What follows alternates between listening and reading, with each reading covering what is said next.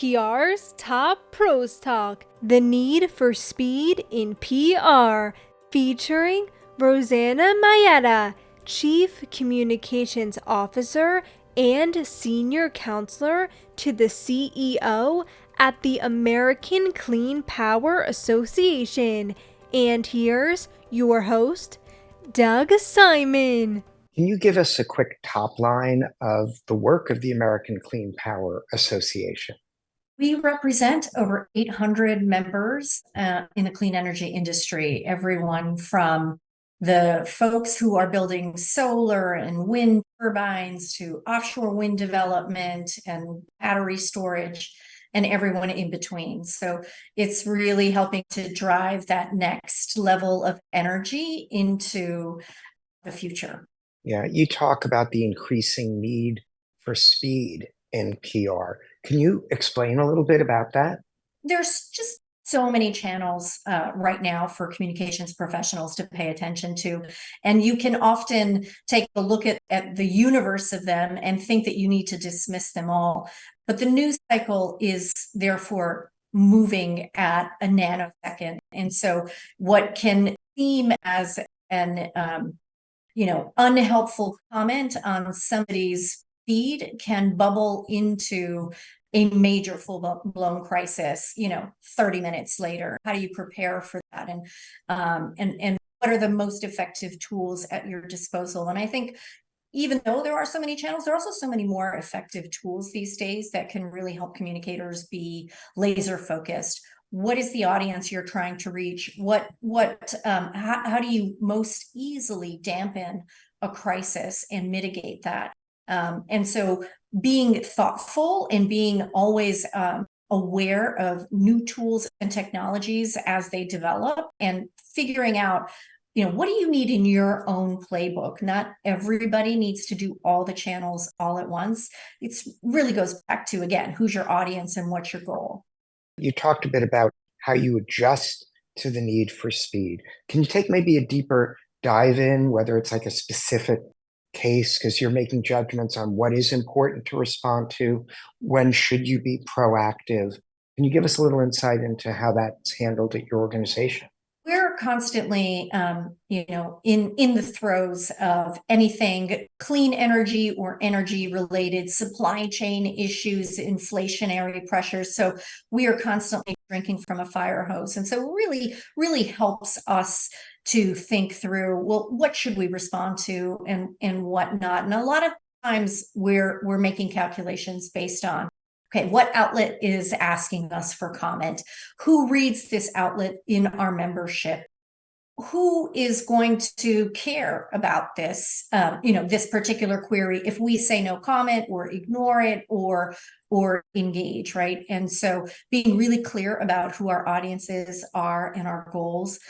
Sometimes you have to respond because, that's, your 5 board members are reading that outlet, even though, it may not be one of the more mainstream outlets. And so making those judgment calls, those are happening on a daily basis. I think that, that sort of day-to-day foundational PR is 100% important.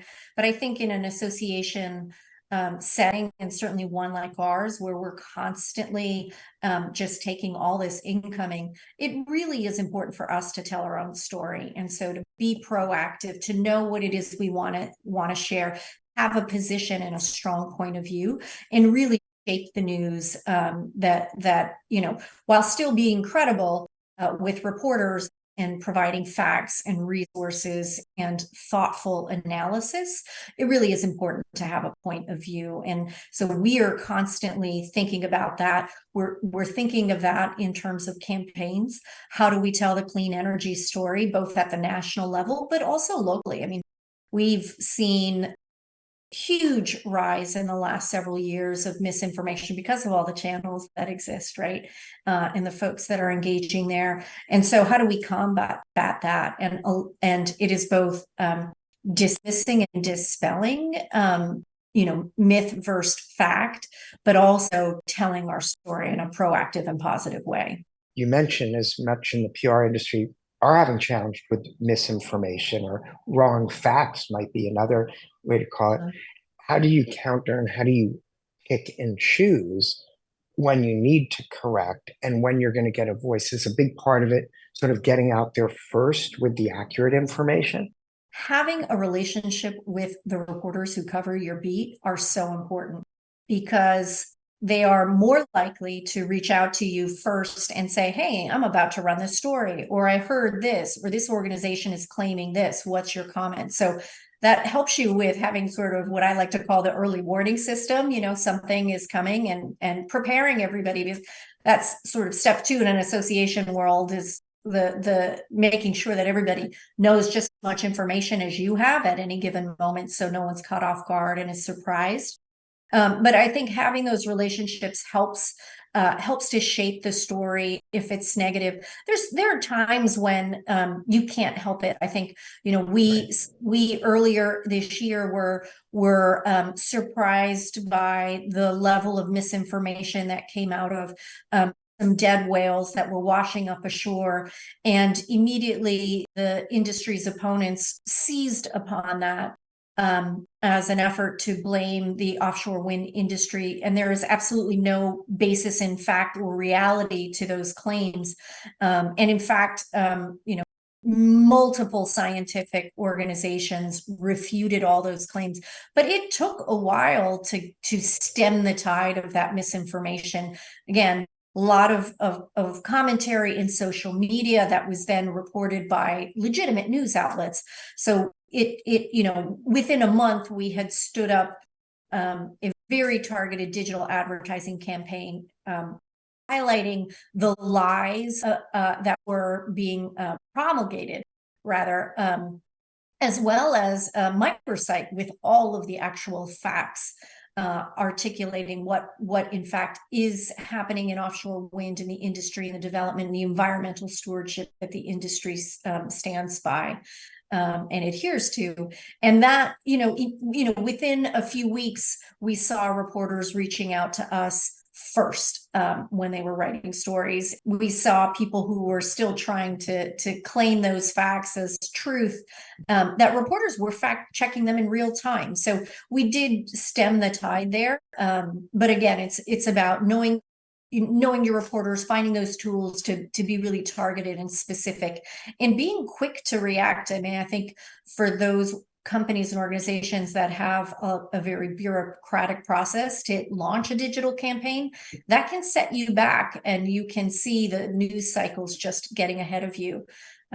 So that it's important to be prepared and know how to get on the air with advertising as quickly as possible if you need to. One of the real intriguing things for me is that you have a dual role. Historically, PR, it's been how do we get closer to the C-suite? How do we get closer to the C-suite?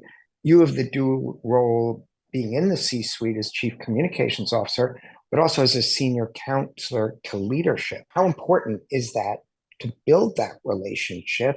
And how do others maybe go about doing that to make it more common that those roles are combined?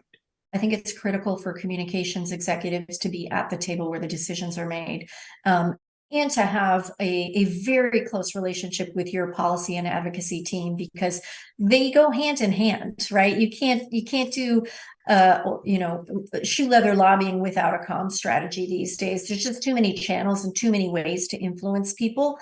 So the old way of doing things doesn't work, and I think the organizations that recognize that do really well.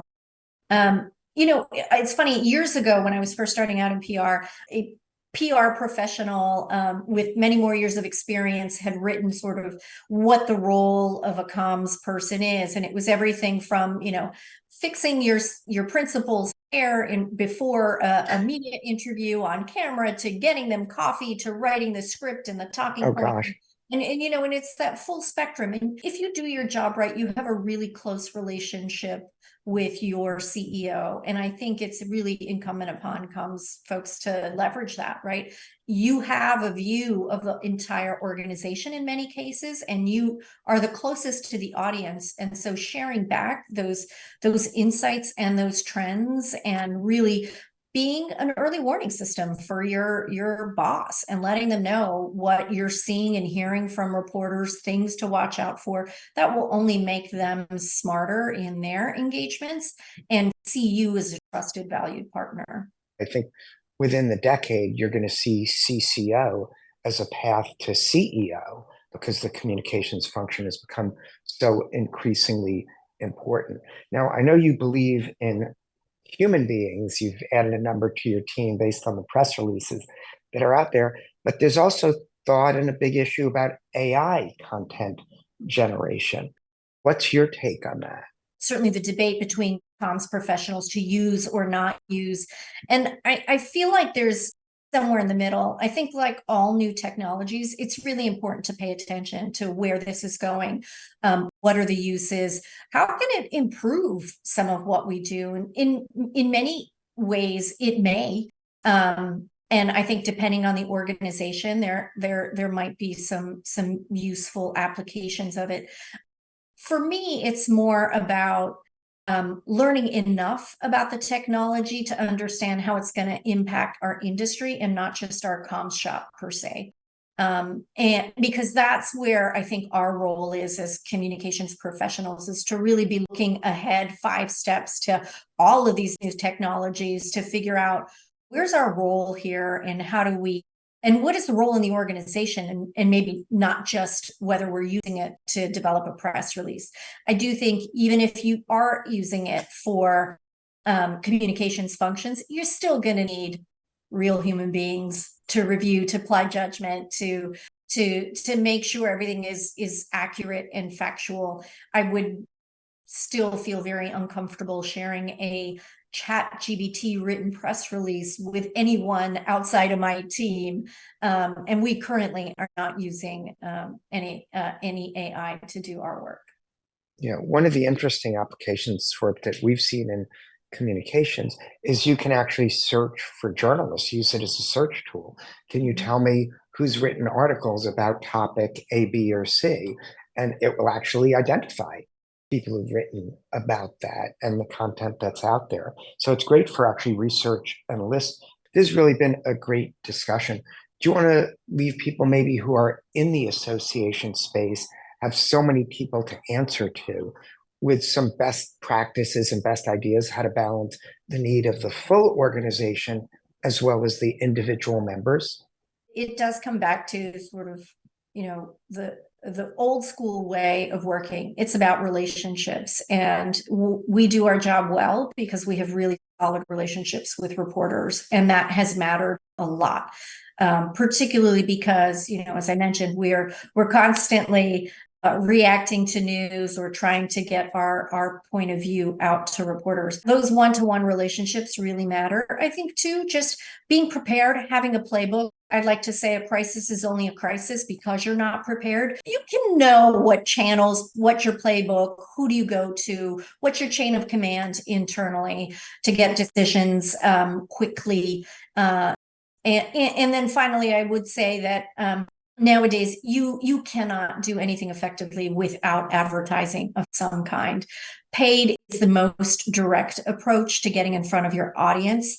And so being able to do that nimbly and to have some budget to do that, you actually don't need a ton of money depending on what your objectives are to reach the right audience.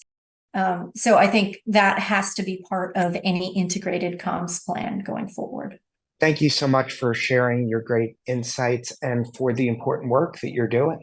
Thanks, Doug. I appreciated our conversation, and I appreciate everything you do for the PR industry. Thank you. I appreciate that.